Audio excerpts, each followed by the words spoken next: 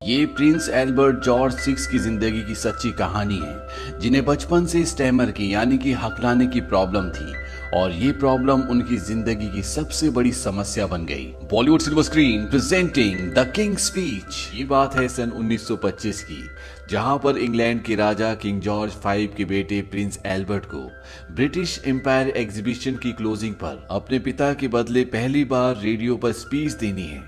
Speech को न केवल इंग्लैंड बल्कि दुनिया के कई देश एक साथ सुनेंगे और जब वो रेडियो पर अपनी स्पीच देना शुरू करते हैं तो बाहर बहुत सारे लोग होते हैं, सब के सब रॉयल हैं जो उनकी स्पीच सुनने के लिए यहाँ पर आए हैं। प्रिंस एल्बर्ट जो भी बोलेंगे उनका एक एक शब्द बहुत ही इंपॉर्टेंस रखता है। प्रिंस एल्बर्ट अपनी स्पीच देना शुरू करते हैं, लेकिन उन्हें स्टैमर की यानी कि हकलाने की प्रॉब्लम होती है, इसीलिए वो अच्छे से पढ़ नहीं पाते और अपनी स्पीच को वो अच्छे से खत्म नहीं कर पाते। इस वजह से उन्हें बहुत शर्मिंदगी फील होती है, क्योंकि एक राजकुमार जिसे रेडियो पर सुनने के लिए पूरी दुनिया इंतजार कर रही है, ये बहुत बड़ी बात है कि वो शाही संदेश को अच्छे से पढ़ नहीं पाए।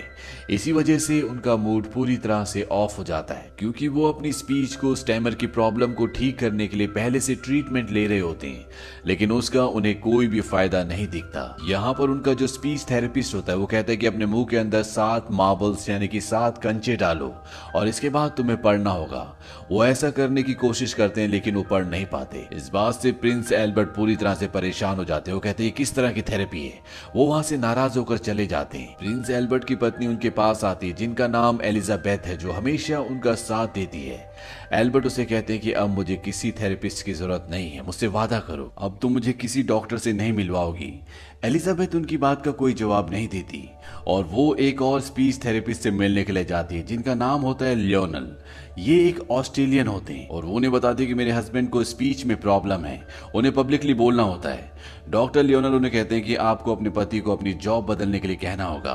एलिजाबेथ कहती है कि वो ऐसा नहीं कर सकते। लियोनल कहते हैं कि तो कल उन्हें यहाँ पर ले आना। एलिजाबेथ कहती है कि वो यहाँ पर नहीं आ सकते, आपको हमारे यहाँ पर आना होगा। दरअसल लियोनल को नहीं पता होता कि Elizabeth Prince Albert Duke of York की पत्नी है और जब उन्हें पता चलता है तो वो उन्हें पूरे सम्मान के साथ कहते हैं कि मैं आपकी बात को अप्रिशिएट करता हूँ, लेकिन मेरे काम करने का एक तरीका है, उन्हें यहाँ पर आना होगा और साथ ही साथ में हमें इक्वालिटी के साथ ही काम करना होगा, यानी कि मैं काम करते हुए नहीं समझूंगा कि वो एक प्रिंस हैं।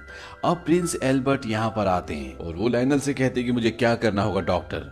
लाइनल कहते हैं कि आप मुझे डॉक्टर मत कहो, आप मुझे लाइनल कह सकते हो, मैं आपको किस नाम से बुला सकता हूँ। प्रिंस एल्बर्ट कहते हैं कि आप मुझे Prince Albert Frederick Arthur George कहकर बुला सकते हो। लाइनल कहता है कि क्यों ना मैं आपको बर्टी कहूँ। इस बात से प्रिंस एल्बर्ट गुस्सा हो जाते हैं, क्योंकि ये उनका घर का नाम होता है, उनके अपने लोग ही उन्हें इस नाम से बुलाते हैं। लाइनल कहते हैं कि यहाँ पर हम इक्वालिटी से काम करें तो ज्यादा अच्छा होगा। अब प्रिंस एल्बर्ट यहाँ पर सिगरेट पीना शुरू कर देते हैं। लाइनल उन्हें रोकते हैं। प्रिंस एल्बर्ट कहते हैं कि मेरे फिजिशियन ने कहा है कि गले की मसल्स को रिलैक्स करता है। लाइनल कहते हैं कि वो सब बेवकूफ हैं, आपको सिगरेट नहीं पीनी। माई कासल्स माई रूल्स, यानी कि ये उनकी जगह है तो यहाँ पर उन्हीं के रूल्स फॉलो होंगे। इसके बाद लाइनल उनसे कुछ पर्सनल क्वेश्चंस भी पूछते हैं, जिससे प्रिंस एल्बर्ट को गुस्सा आता है। लाइनल उनसे पूछते हैं कि आप कब से स्टैमर यानी कि कब से हकलाते हो। वो कहते हैं कि मैं इसी तरह से पैदा हुआ था। लाइनल कहते हैं कि ऐसा नहीं हो सकता, पैदाइशी कोई भी स्टैमर नहीं करता। प्रिंस एल्बर्ट को इस बात पर गुस्सा आता है। वो कहते हैं कि मेरे बारे में मुझे ज्यादा पता होगा। वो कहते हैं कि ये मेरा प्रोफेशन है, इसीलिए मुझे पता है। और अब प्रिंस एल्बर्ट बोलते हैं कि शायद जब मैं 4 या 5 साल का था तब से मैंने स्टैमर करना शुरू किया, मुझे याद नहीं कि कभी मुझे ऐसा करने से किसी ने रोका हो। डॉक्टर लाइनल बताते हैं कि आमतौर पर बच्चे इसी उम्र से स्टैमर करना शुरू करते हैं। वो प्रिंस एल्बर्ट से पूछते हैं क्या जब आप कुछ सोचते हो तो आपको हिचकिचाहट होती है। प्रिंस एल्बर्ट को ये क्वेश्चन अजीब सा लगता है, इसीलिए उसका जवाब नहीं देते। इसके बाद लाइनल उनसे एक और सवाल पूछते हैं। वो पूछते हैं जब आप अकेले में अपने आप से बातें करते हो तो आप क्या हकलाते हो। प्रिंस कहते हैं कि नहीं, मैं अपने आप से बातें करते हुए कभी नहीं हकलाता। लाइनल कहते हैं इसका मतलब यह है कि आपकी सोच ही आपकी स्टैमरिंग का यानी कि हकलाने का प्रॉब्लम है। इसका मतलब यह है कि ये आपकी परमानेंट प्रॉब्लम नहीं है, हम इसे ठीक कर सकते हैं। लेकिन वो उनकी बात से इत्तेफाक नहीं रखते। प्रिंस कहते हैं कि मैं स्टैमर करता हूँ और इसे कोई भी ठीक नहीं कर सकता। डॉक्टर लाइनल उन्हें कहते हैं कि मैं शर्त लगाता हूँ कि आप अभी इसी कमरे में बिना हकलाहट के पढ़ सकते हो, और वो उन्हें पढ़ने के लिए किताब देते हैं, लेकिन वो उस किताब की एक लाइन लाइन को भी अच्छे से नहीं पढ़ते क्योंकि उन्हें बहुत ज्यादा स्टैमरिंग हो रही होती है। इस बात से वो नाराज होकर वहां से जाने लगते हैं, लेकिन डॉक्टर लायनल उन्हें रोकते हैं। वो उनके कान में हेडफोन्स लगाकर लाउड म्यूजिक प्ले कर देते हैं और इसके बाद उन्हें वही किताब दोबारा से पढ़ने के लिए कहते हैं। लायनल पढ़ना शुरू कर दे, लेकिन कुछ ही देर बाद वो पूरी तरह से इरिटेट हो जाते हैं। वो हेडफोन्स निकाल देते हैं क्योंकि म्यूजिक से उन्हें बहुत ज्यादा डिस्टरबेंस हो रही होती है और वो डॉक्टर को कहते हैं कि आपने मुझे अपना वक्त दिया, इसके लिए बहुत बहुत शुक्रिया। डॉक्टर उनसे पूछते हैं जो आपने अभी पढ़ा, जिसे मैंने रिकॉर्ड किया, क्या आप उसे सुनना चाहेंगे? वो कहते हैं कि नहीं और थैंक्स कह के वहां से जाने लगते हैं। लेकिन जाने से पहले डॉक्टर लायनल उन्हें उस रिकॉर्ड को जो उन्होंने रिकॉर्ड किया होता है उन्हें पकड़ा देते हैं और प्रिंस एल्बर्ट अपने महल में वापस आ जाते हैं, जहां पर उनके पिता जॉर्ज 5 जो कि रेडियो पे पूरे देश को क्रिसमस की बधाइयां दे रहे होते हैं। और इसके बाद वो अपने बेटे एल्बर्ट को बताते हैं कि आने वाले वक्त में रेडियो ही सब कुछ है, इसके जरिए आप लोगों के दिलों तक, लोगों के घरों तक पहुंच सकते हैं। जो भी संदेश तुम आम लोगों तक पहुंचाना चाहते हो उसका सिर्फ एक ही जरिया है और वो जरिया है रेडियो। वो अपने बेटे को बताते हैं कि तुम्हारा बड़ा भाई वो अपनी जिम्मेदारियों से भागता है और मेरे मरने के बाद 12 महीनों के अंदर ये पूरा साम्राज्य खत्म हो जाएगा, क्योंकि हिटलर का इरादा पूरी दुनिया को जीतने का है और रॉयल फैमिली को अगर कोई बचा सकता है तो वो सिर्फ तुम हो। और इसके बाद वो अपने बेटे को वही मैसेज पढ़ने के लिए कहते हैं जो अभी उन्होंने क्रिसमस का मैसेज पूरी दुनिया के लिए, पूरे इंग्लैंड के लिए पढ़ा है। बर्टी यानी कि प्रिंस एल्बर्ट उसे पढ़ने की कोशिश करता है, लेकिन वो पूरी तरह से फेल हो जाता है क्योंकि उसे इसमें बहुत ज्यादा स्टैमरिंग हो रही होती है। इस बात से किंग जॉर्ज 5 को बहुत डिसअपॉइंटमेंट होती है और रात को जब प्रिंस एल्बर्ट अपने कमरे में गाने सुन रहे होते हैं तभी वो उस रिकॉर्ड को प्ले करते हैं जिस रिकॉर्ड में उनकी आवाज को डॉक्टर लायनल ने रिकॉर्ड किया था। और जब वो उसे प्ले करते हैं तो वो सुनते हैं कि उन्होंने जितना भी पढ़ा था वो बिना स्टैमर किए पढ़ा था। ये सुनने के बाद प्रिंस एल्बर्ट और उनकी पत्नी एलिजाबेथ पूरी तरह से हैरान हो जाते हैं। दरअसल उनके कान में उस वक्त बहुत लाउड म्यूजिक था, इसीलिए उन्हें कुछ भी पता नहीं चला। और अब एक बार फिर से प्रिंस एल्बर्ट और उनकी पत्नी एलिजाबेथ डॉक्टर लायनल के पास जाते हैं और प्रिंस कहते हैं कि आप जितनी मेहनत कहोगे मैं उतनी करने के लिए तैयार हूँ। डॉक्टर लायनल कहते हैं कि ठीक है, हमें बहुत सारी एक्सरसाइजेस करनी पड़ेंगी और धीरे धीरे आपकी स्पीच ठीक हो जाएगी। प्रिंस कहते हैं ठीक है, मैं अगले हफ्ते आऊंगा। डॉक्टर लायनल उन्हें कहते हैं कि आपको हर रोज आना होगा। और इसके बाद प्रिंस एल्बर्ट डॉक्टर लायनल के पास हर रोज जाते हैं।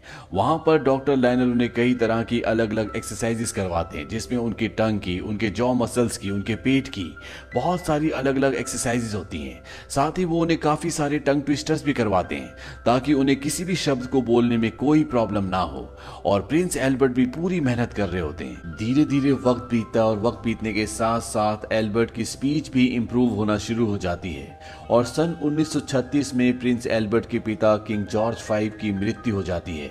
उनकी मृत्यु के बाद प्रिंस एल्बर्ट के बड़े भाई डेविड को किंग बना दिया जाता है। लेकिन चीजें तब खराब होना शुरू हो जाती है जब किंग डेविड एक लेडी से, जिसका पहले एक डाइवोर्स हो चुका है और दूसरी शादी में भी वो डाइवोर्स करना चाहती है, उससे किंग डेविड शादी करना चाहते हैं। ये एक अमेरिकन सोशलाइट होती है जिसका नाम वॉलिस सिम्पसन होता है, जो हमेशा अखबारों में, मैगजीन्स में फेमस रहती है।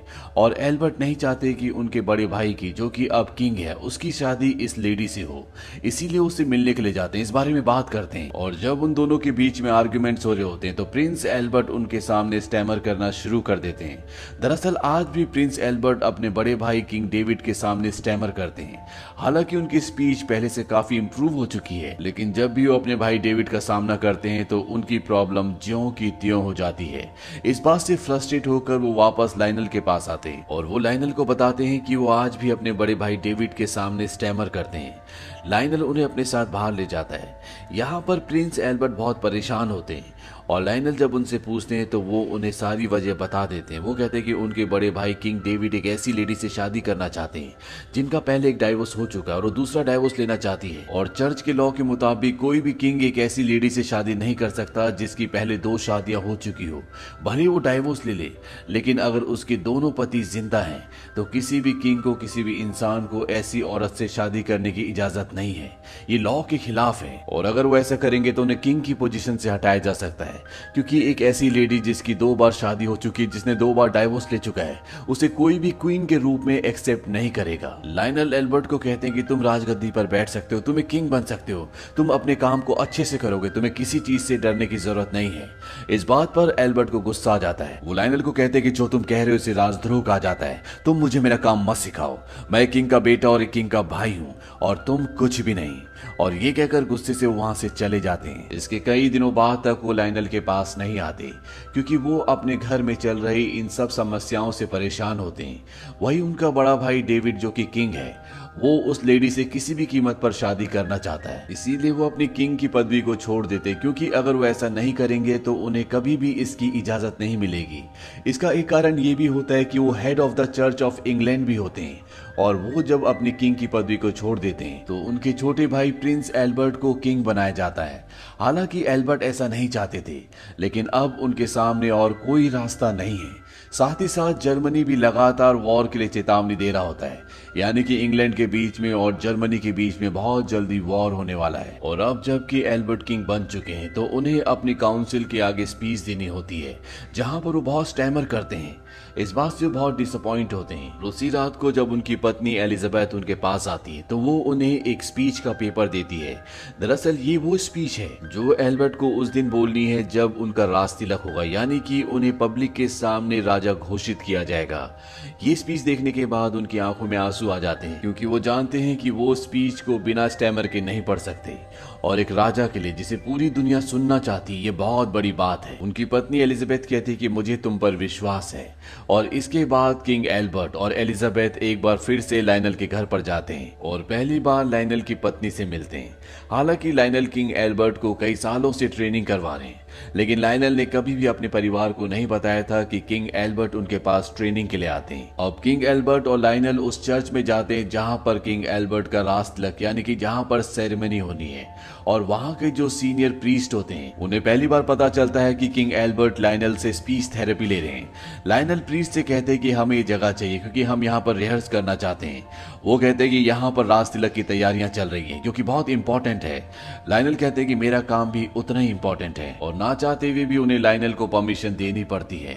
लेकिन इससे पहले कि अगले दिन वो वहां पर प्रैक्टिस शुरू करते, चर्च के जो प्रीस्ट होते हैं उन्होंने लायनल के बारे में इंक्वायरी की होती है और उन्हें पता चलता है कि लायनल कोई डॉक्टर नहीं है, ना ही उसके पास स्पीच थेरेपी की कोई ट्रेनिंग है। और जब लायनल किंग जॉर्ज 6 यानी किंग एल्बर्ट के सामने जाते हैं तो एल्बर्ट उसे कहते हैं कि तुमने मुझसे झूठ बोला, तुम्हारे पास कोई डिग्री नहीं है, तुम एक डॉक्टर नहीं हो। लायनल कहता है कि हाँ ये सच है, मेरे पास कोई डॉक्टर की डिग्री नहीं है, लेकिन मेरे पास एक्सपीरियंस है। जब मैं ऑस्ट्रेलिया में था तो मैं स्कूल में बच्चों को स्पीच थेरेपी करवाता तो उन्हें डिक्शन के बारे में, प्रोनाउंसिएशन के बारे में और किस तरह से लाइनों में फीलिंग्स दी जाती है ये सब सिखाता था। इसके बाद वर्ल्ड वॉर 1 हुआ और वर्ल्ड वॉर के दौरान जब भी सोल्जर्स फ्रंट से वापस घर आते थे तो पूरी तरह से सदमे में होते थे। वो बोल भी नहीं पाते थे, किसी से बातें नहीं करते थे क्योंकि कोई उन्हें सुनना भी नहीं चाहता था। और तब मुझे किसी ने सजेस्ट किया कि मुझे उनकी मदद करनी चाहिए और मैंने अपने स्किल से, अपने एक्सपीरियंस से उन सब की मदद की। उनको विश्वास दिलाया कि उनकी आवाज सुनने वाले बहुत सारे लोग हैं और वही मैं आपके साथ भी कर रहा हूं। लेकिन किंग एल्बर्ट उसकी बात से कन्विंस नहीं होते, वो उससे ट्रेनिंग नहीं लेना चाहते। और तभी लायनल उनकी जो राजगद्दी होती है जिस पर शाही लोग बैठते हैं, जिस पर आज तक सिर्फ राजा बैठे हैं, वो उनकी उस सीट पर बैठ जाते हैं। और जब किंग एल्बर्ट ये देखते तो उन्हें बहुत गुस्सा आता है। वो लायनल को वहां से उठने के लिए कहते हैं, लेकिन लायनल कहता है कि एक सीट ही है, यहाँ पर इंसान बैठते हैं, ये सिर्फ एक पत्थर के ऊपर बनी सीट है। दरअसल वो सीट स्टोन ऑफ स्कोन के ऊपर बनी होती है जिसे डेस्टिनी का पत्थर कहा जाता है और ये शाही परिवार के लिए बहुत इंपॉर्टेंट होता है। किंग एल्बर्ट सब कुछ देखने और सुनने के बाद लायनल पर जोर जोर से चिल्लाना शुरू कर देते हैं, लेकिन लायनल उनकी बात नहीं मानता, वो सीट से नहीं उठता। और इसके बाद एल्बर्ट और भी जोर जोर से चिल्लाना शुरू कर देते हैं। और जब वो ऐसा कर रहे होते हैं तो वो बिल्कुल भी स्टैमर नहीं कर रहे होते और अगले पल उन्हें एहसास होता है कि ये सिर्फ एक ट्रिक थी। दरअसल लायनल उन्हें प्रोवोक कर रहा था कि वो जोर जोर से चिल्लाएं और इस बात से वो इम्प्रेस्ड हो जाते हैं। वो समझ जाते हैं कि भले लायनल के पास कोई डॉक्टर की डिग्री नहीं है, लेकिन उसके पास एक्सपीरियंस है और वो उनकी मदद कर सकता है। इसके बाद चर्च के सीनियर प्रीस्ट आते हैं। वो लायनल को कहते हैं कि तुम्हारी ड्यूटीज खत्म हो गई, लेकिन किंग एल्बर्ट कहते हैं कि नहीं, मैं इन्हीं के साथ काम करना चाहूंगा। और इसके बाद किंग एल्बर्ट और लायनल वहां पर उनकी स्पीच की प्रैक्टिस करते हैं। वो बहुत रिहर्सल्स करते हैं और फाइनली उनकी सेरेमनी हो जाती है। और जब किंग एल्बर्ट अपने परिवार के साथ घर पर अपने सेरेमनी का वीडियो देख रहे होते हैं तो उनके वीडियो के बाद वहां पर जर्मनी के हिटलर का भी वीडियो चलता है।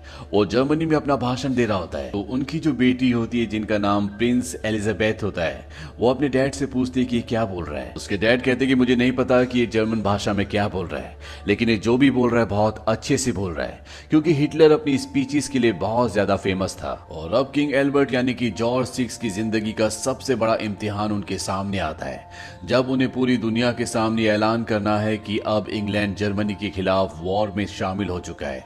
दरअसल पोलैंड को अपने कब्जे में करने के बाद जर्मनी को इंग्लैंड ने धमकी दी होती है वो पोलैंड से अपनी आर्मी को हटा ले, उसे आजाद कर दे, लेकिन हिटलर इस बात का कोई भी जवाब नहीं देता। इसीलिए किंग एल्बर्ट को अब रेडियो पर पूरी दुनिया को यह बताना है कि इंग्लैंड जर्मनी के खिलाफ है। किंग एल्बर्ट को उनकी स्पीच दी जाती है जिसे उन्हें मात्र 40 मिनट्स के बाद पढ़ना है, इसीलिए लायनल को यहाँ पर बुलाया जाता है। और अब किंग एल्बर्ट और लायनल दोनों मिलकर स्पीच को तैयार करते हैं। उन्हें स्पीच पढ़ने में काफी प्रॉब्लम होती है और अगर उन्होंने स्पीच को अच्छे से नहीं पढ़ा, इसमें स्टैमर किया, तो ये इंग्लैंड के राजा का बल्कि पूरे इंग्लैंड का एक बहुत बड़ा अपमान होगा, क्योंकि स्पीच को न सिर्फ इंग्लैंड बल्कि जर्मनी, अमेरिका, इस दुनिया का हर बड़ा देश सुनने के लिए तैयार बैठा है। और अब समय आ जाता है जब उन्हें स्पीच डिलीवर करनी है।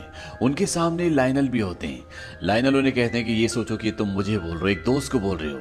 वो अपनी स्पीच पढ़ना शुरू करते हैं। उन्हें डब्ल्यू पढ़ने में आज भी प्रॉब्लम होती है, यानी कि डब्ल्यू में वो स्टैमर करते हैं, इसीलिए लायनल उनके डब्ल्यू के आगे ए लगा देते हैं।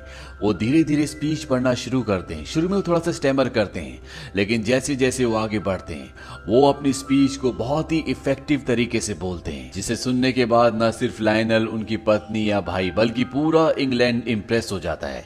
स्पीच खत्म होने के बाद वो लायनल को शुक्रिया कहते हैं और जब वो ब्रॉडकास्ट रूम से बाहर निकलते तो सब उनके लिए तालियां बजाते, सब उन्हें कॉन्ग्रेचुलेट करते हैं, क्योंकि किसी को उम्मीद नहीं थी कि किंग एल्बर्ट ऐसी स्पीच दे सकते हैं। और अंत में वो अपने परिवार के साथ बालकनी में जाते हैं, जहां पर वो देखते हैं कि हजारों लोग उनकी स्पीच को सुन रहे थे और किंग एल्बर्ट के बाहर आने के बाद वो सब के सब तालियां बजाते हैं। और इस तरह से किंग, जिन्हें स्टैमर की प्रॉब्लम थी, हालांकि ये किसी आम इंसान के लिए आम प्रॉब्लम हो सकती है, लेकिन एक राजा जिसे पूरी दुनिया सुनना चाहती है, उनके लिए ये उनकी जिंदगी का सबसे बड़ा दुख था। लेकिन वो इस दुख परेशानी से कभी हारे नहीं, बल्कि लगातार लड़ते रहे और अंत में उन्होंने अपनी कमजोरी पर विजय पा ली। लायनल को उन्होंने कमांडर ऑफ रॉयल विक्टोरियन बनाया और इसके बाद उन्होंने जितनी भी स्पीच दी, हमेशा लायनल उनके साथ ही होते थे और ये दोनों मरते दम तक दोस्त बनकर रहे। तो ये थी पूरी कहानी द किंग स्पीच की।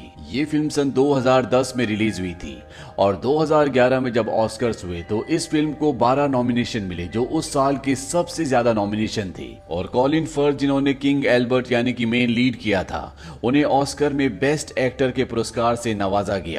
इस फिल्म की IMDb रेटिंग है 8। इस फिल्म का बजट था $15 मिलियन और बॉक्स ऑफिस पर इसने कमाई की थी $424 मिलियन की। उम्मीद करते हैं कि ये कहानी आपको पसंद आई होगी।